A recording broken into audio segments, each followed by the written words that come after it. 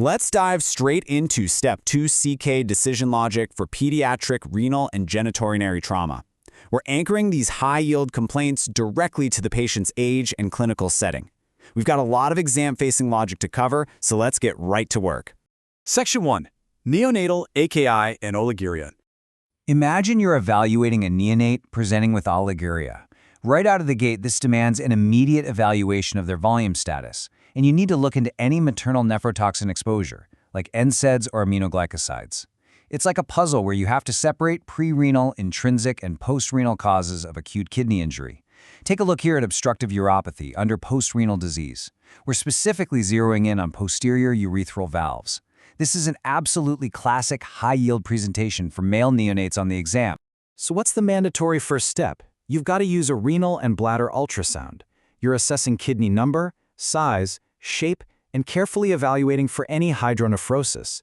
Posterior urethral valves cause a literal physical obstruction. This leads to a weak urinary stream, bladder dysfunction, and significant urinary stasis. And here's the kicker. If left unchecked, this stasis causes severe vesicoureteral reflux, placing that infant at a massive risk for renal scarring and chronic kidney disease down the line. Section 2. Enuresis and bladder dysfunction. Now we're shifting the age and setting. Think about bedwetting in a child over 5 years old. We have to distinguish primary nocturnal enuresis, which means they've lacked any prolonged dry periods since birth, from secondary uresis. Secondary means they were previously dry, and it's significantly more concerning for an underlying medical or psychosocial cause. For both scenarios, your mandatory first test is always a urinalysis to check for infection or diabetes. If the UA is clean, systematically screen for daytime symptoms. Ask about polyuria, polydipsia, or weight loss to check for diabetes. Also, be sure to ask about snoring and hyperactivity, which points straight to obstructive sleep apnea. You also must actively ask about constipation. The anatomy really matters here, because the rectum sits right next to the bladder. Fecal retention physically limits bladder capacity and causes detrusor instability.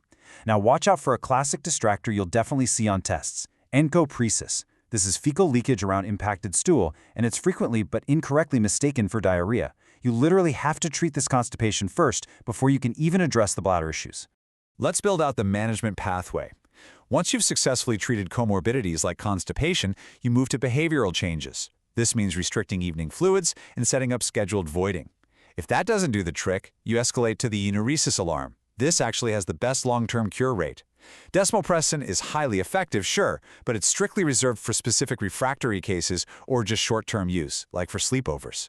Section 3. Pediatric UTI and VUR. Keep in mind, infants with a febrile UTI are not going to give you classic dysuria. Instead, they present with nonspecific fussiness, poor feeding, or vomiting.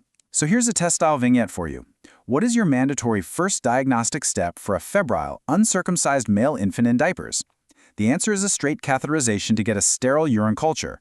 Clean catch specimens in diapers are just highly unreliable because of stool and skin flora contamination. Securing a true, accurate culture matters immensely, because a confirmed recurrent febrile UTI completely dictates your next steps for imaging. The decision logic here is incredibly strict. If you're dealing with a first febrile UTI in a child under age 2, you order a renal and bladder ultrasound to check for gross anatomic abnormalities. But if they have recurrent febrile UTIs, or if that initial ultrasound comes back abnormal in any way whatsoever, the rules change entirely. You absolutely must perform a voiding cystourethrogram, commonly known as a VCUG. That VCUG is what allows us to grade vesicoureteral reflux, or VUR. The mechanism going on here is retrograde urine flow from the bladder back up into the ureter, and it's caused by a short, incompetent intravesical ureteral segment. The VCUG uses contrast instilled via a Foley catheter and is definitively captured via fluoroscopy while the patient voids, allowing us to accurately assess and grade this dilation. Differentiating the severity of VUR is vital for your management plan. Mild VUR typically resolves completely on its own as the child grows, and that ureteral segment naturally lengthens. Severe disease, on the other hand, puts the child at risk for severe renal scarring, secondary hypertension, and chronic kidney disease. These severe cases demand prophylactic antibiotics or even surgery. And to evaluate any long-term renal scarring, your preferred test is a DMSA renal scan. Section 4. Benign proteinuria evaluation. Let's change the setting again. Picture an adolescent presenting with isolated proteinuria during a routine sports physical. Your first move is to identify the most common cause, benign proteinuria. You need to rule out transient causes first, things like a recent fever, cold exposure, acute stress, or heavy physical exercise. You do this simply by repeating the urine dipstick on subsequent occasions. If the protein completely disappears on the retest, you're done. No further workup is needed. But what if the proteinuria persists, yet you find it's absent at night and only elevated during the daytime? Well, then you're looking at orthostatic proteinuria. You can easily confirm this with a split day and night 24-hour urine collection. Just verify they have normal blood pressure, normal kidney function, no hematuria, and no edema. If all those boxes are checked, remember that absolutely no treatment is necessary. Section 5. Genitourinary Trauma Decision Logic. We're completely shifting gears now into a high-stakes trauma setting. When you see gross hematuria following blunt abdominal or pelvic trauma, you need to step through this diagnostic pathway based on the clinical findings. If you have a hemodynamically stable patient presenting with flank pain or costovertebral ecchymosis, your preferred test to evaluate for renal injury is a contrast-enhanced CT of the abdomen and pelvis. Now, if the trauma is lower, say the patient has suprapubic pain or a pelvic fracture, you should suspect a bladder injury, and that requires a retrograde cystography or a CT cystography. And if you spot blood at the urethral meatus, you've got to suspect a urethral injury, which mandates a retrograde urethrogram. When you perform that retrograde urethrogram, look very closely at the membranous and bulbar urethra. You really need to have your radar up for this specific injury when a patient presents with a pelvic fracture, a perineal or scrotal hematoma, an inability to void, or a high-riding prostate on their physical exam. Lock this absolute rule into your memory for the exam. If there is any sign of urethral injury, like blood at the meatus, a high-riding prostate, or a scrotal hematoma, you must perform a retrograde urethrogram before you even think about inserting a Foley catheter. Extravasation of contrast on the imaging will confirm the tear. Pushing a blind Foley insertion can easily turn a manageable partial urethral tear into a disastrous complete transection. Section 6. Post-op retention and strictures. Our final clinical settings deal with the aftermath of procedures. If a patient develops acute lower abdominal pain immediately following a surgery, suspect post-operative urinary retention.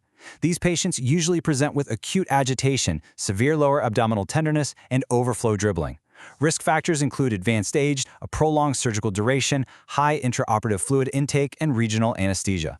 You'll do a bladder ultrasound and see over 300 milliliters of retained urine.